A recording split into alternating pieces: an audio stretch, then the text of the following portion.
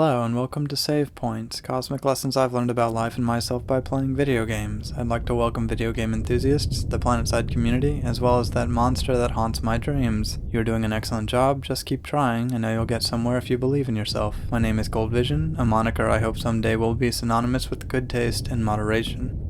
Today I found myself intertwined in another adventure, stuck between a hard place and a giant mastodonic rock separating my team from an advancing gaggle of TR, primarily known as the Terran Republic. The Red Team, whose acronym I could insultingly suggest also stands for the Tactless Recluses, Transient Rascals, Tainted Ramblers, Thieving Right-Wingers, Tawdry Resistance, Tragic Revisions, Tarnished Roses, Tasteless Rumors, Terrible Remixes, or possibly training restroom attendants taking some liberties with the hyphen. Anyway, stuck on the hills south of Xenotech Labs, and having finally put down my thesaurus, I come to realize that our entire front had just all died. I'd never before seen so many skull death indicators, and was more amazed than horrified as I watched the position we were holding slip into the grimy hands of these thieving right-wingers. I decide to go all out, but in my bum rushing, I am able to take out just one opponent, Alpha 8, before I am crushed by an entire platoon of total rejects. A platoon seemingly led by a battle rank 100 player, Sardis, armed with the T9 Carve, its terrible effectiveness leading me to assume it was some sort of incredibly expensive pay-to-win weapon. As a medic revives Alpha 8, I can only hope their ears gather the eloquence of my premeditated last words.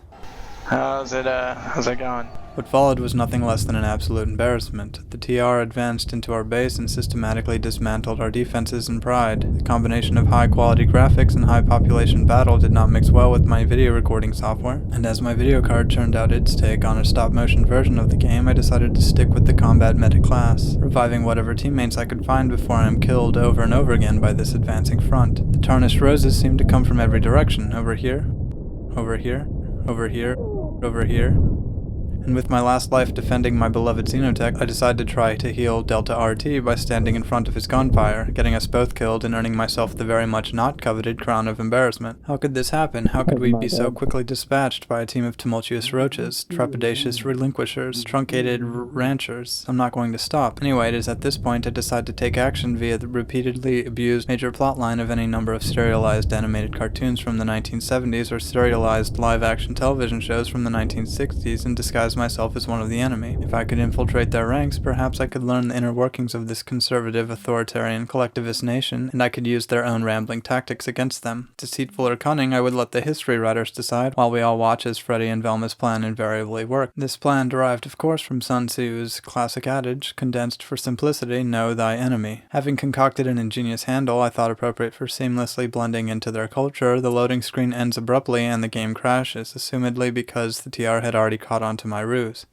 I try several different code names, each more subversive than the last, each one preventing my access to the TR world. It turns out my video capture software was once again at fault, most likely the handiwork of some tubby rhinoceros. Immediately upon arriving Al Nesamir, as the self-titledly sinister TR scoundrel, I intend to purchase the weapon that Sardis had so casually defeated me with, the T9 Carve. I pull out my wallet, take out a second mortgage, and sell most of my blood only to discover the gun is free, and is the default weapon for the heavy assault class of the Toasted Revelers.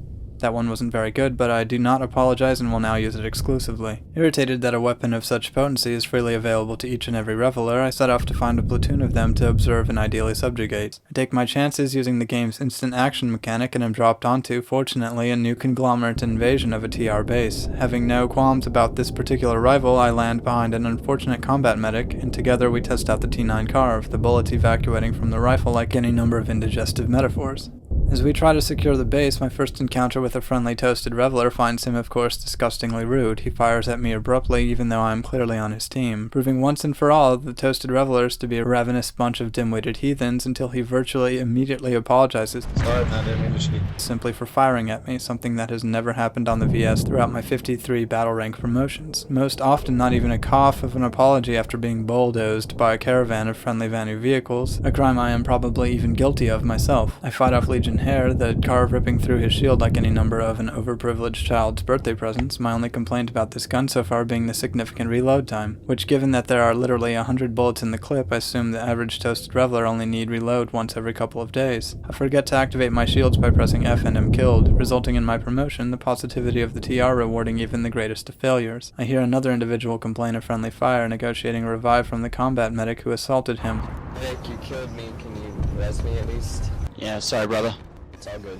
The medic who immediately apologizes and is forgiven, a story ending as happily as any number of serialized animated cartoons from the 1970s. I ascend to the roof to see evenly spaced vigilant guards, prepared for the worst in spite of rapid success as reinforcements continue to arrive. My mouth is figuratively agape as I realize this was simply just a bunch of random players using proximity voice chat to actually get things done, and the base is saved. Overall, I am impressed and irritated. Regardless of how many pages of my thesaurus I've consumed, simply by trying to insult him, I've learned that my enemy has demonstrated fortitude and chivalry, courtesy and tact. I feel I must do the same in order to compete. I might actually start joining squads and talking to people instead of lone wolfing my way through this life. No promises, of course. My name is Goldvision, and I hope you enjoyed this save point.